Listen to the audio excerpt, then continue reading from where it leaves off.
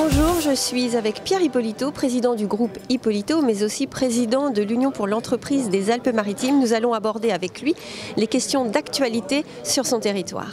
Bonjour Pierre Hippolito. Bonjour Marion. Quelle analyse faites-vous de l'actualité économique dans les Alpes-Maritimes et puis quelles tendances vous observez? La tendance sur les Alpes-Maritimes est peut-être un peu différente de la tendance nationale puisqu'on est toujours un peu en décalage par rapport aux tendances marché.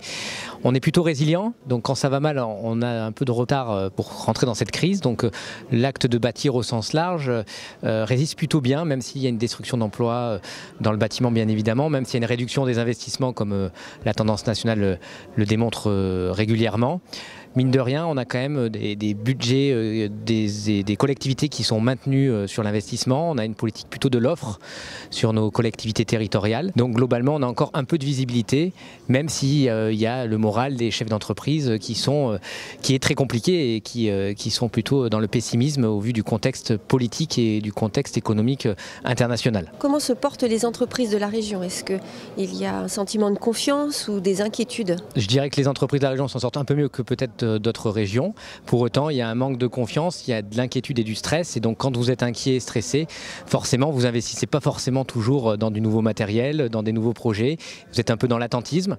Et on subit aujourd'hui cet attentisme général dans notre contexte économique territorial. Quelle action prioritaire mène l'UPE 06 pour soutenir les entreprises au niveau local? Par exemple, on a fait une task force sur le logement, puisqu'on a une vraie problématique de logement dans les Alpes-Maritimes. Et donc, on a réuni les différentes fédérations concernées par l'acte du bâtir, que ce soit la FNAIM, la Fédération du bâtiment, les promoteurs ou les architectes par exemple.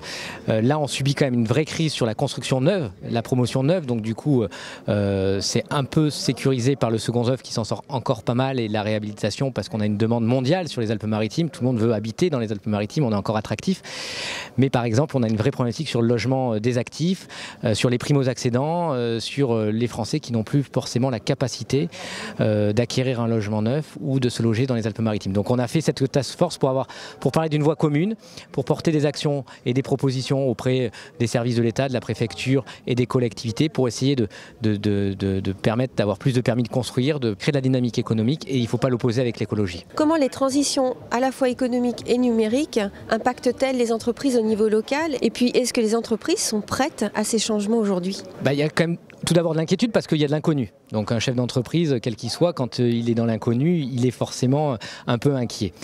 En interne tout d'abord parce qu'on parle beaucoup de la digitalisation, des process, des méthodes, les différentes énergies qui sont en train d'arriver dans pour les différents matériels. Donc tout ça c'est une grande inconnue, ça change souvent, c'est-à-dire qu'on a des visions politiques qui évoluent.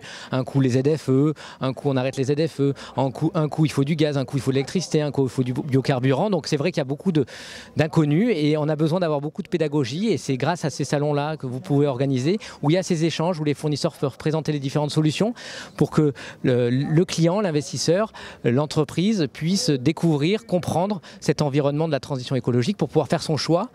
Et avant de faire un choix, il faut appréhender le marché, appréhender les technologies pour faire les bons choix en fonction de sa situation personnelle. Pierre Hippolito, quels sont les leviers essentiels qui permettront de soutenir l'économie locale selon vous? Il faut qu'on ait à la fois une augmentation des marges et de la rentabilité de nos entreprises parce qu'on est sur un secteur d'activité à des faibles marges, quel que soit le secteur, que ce soit les travaux publics, que ce soit la construction. Aujourd'hui, ces entreprises qui sont fragiles, qui ont peu de marge de manœuvre. Donc il faut qu'elles puissent retrouver de la rentabilité. Pour retrouver de la rentabilité, il faut soit augmenter le prix et que le pouvoir d'achat des ménages permette de payer un peu plus cher, première solution. Deuxième solution, c'est réduire et optimiser ses charges et donc il faut peut-être accompagner les entreprises avec plutôt une réduction des charges sociales plutôt que de rajouter des taxes supplémentaires qui vont encore rehausser le coût du travail. Et je pense qu'il y a un autre point qui est important, c'est la valorisation du travail et des travailleurs. Aujourd'hui, un travailleur malheureusement, il n'a pas assez de pouvoir d'achat par rapport à un non-travailleur et il va falloir qu'à un moment, on rééquilibre aussi notre modèle social pour donner de l'air à nos entreprises et leur permettre d'investir, de voir de la croissance et de pouvoir construire de la vraie valeur pour notre pays. Merci Pierre Hippolito pour votre éclairage et puis nous suivrons l'action menée par l'UPE 06. Merci Marion et merci au groupe JDL d'avoir organisé ce bel événement.